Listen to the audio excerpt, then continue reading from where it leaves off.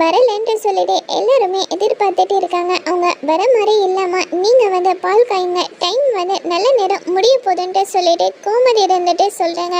இப்போ மீனா ரொம்பவே ஃபீல் பண்ணிட்டு சரி வாங்க நம்ம பால் காய்ச்சலான்ட்டு சொல்லிட்டு காய்க்கிறாங்க.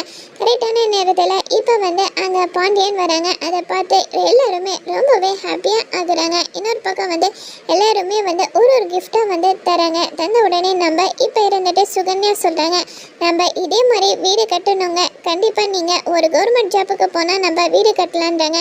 இப்போ எல்லாருமே கிஃப்ட்டு தராங்க. சுகன்யா வந்து தராமல் நாங்களும் ஒரு சின்ன கிஃப்ட்டு தந்திருக்கலாம். ஏன்னா அங்கே பாண்டியன் வந்து மாமா எதுவுமே நம்மளுக்கு தரலை, காசு பணம், அதனால தான் நம்ம தர முடியலன்ட்டு சொல்லிட்டு சொல்கிறாங்க.